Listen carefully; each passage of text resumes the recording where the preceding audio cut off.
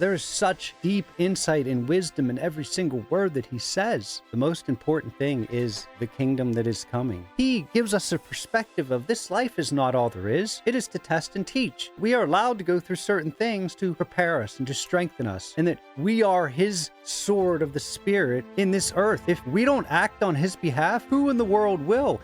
Hello, friend. Under One King here. Under One King is about exactly that. We are under one king, and he is coming. Yahusha, he had radical, life-changing teachings that are life-transforming if you allow them to take hold of you.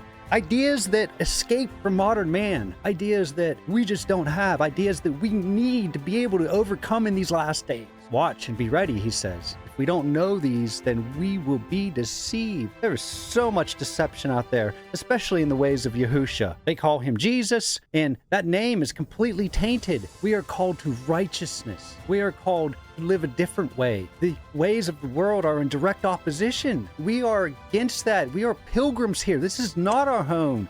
If you don't mind hitting that like button, it really helps out the channel. The people that are comfortable, who they're soaked into the cares of the world and the deceitfulness of riches, it's encapsulated them. So these words, they're transformative.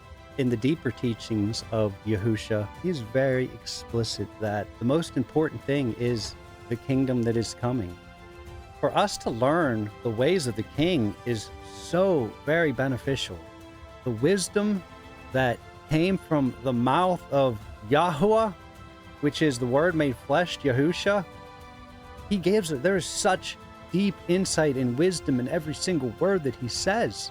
He gives us a perspective of this life is not all there is, and that it is to test and teach, and that we are allowed to go through certain things to prepare us and to strengthen us, and that we are his sword of the Spirit in this earth. If we don't act on his behalf, who in the world will? If we don't act righteously and different and away from the world, outside of it, then who will? Now, if we support certain people and certain groups of people who are supposed to be God's chosen people, and they lie, cheat, steal, commit terrible atrocities, is it righteous for you to ascribe to the Most High these atrocities? Or should you just stay out of it and probably admit that you don't really know what you're talking about? You don't have a handle on the particular subject. Because prophecies to be fulfilled, there's more than one prophecy. There's many, many, many prophecies. And people like to take little bits and pieces out of context in order to fit their narrative. Yahusha speaks about this also.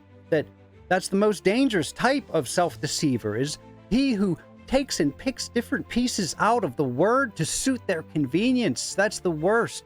The self-deceivers and the hypocrites. That's who Yahusha really railed against. But to know the mind of Christ, we have the ability through his Spirit to come into us. We need the mind of Christ in order to help us to understand these things and to not be deceived. One of the main concerns Yahusha said is, see that you are not deceived, for many will come in my name, saying, I am the Savior.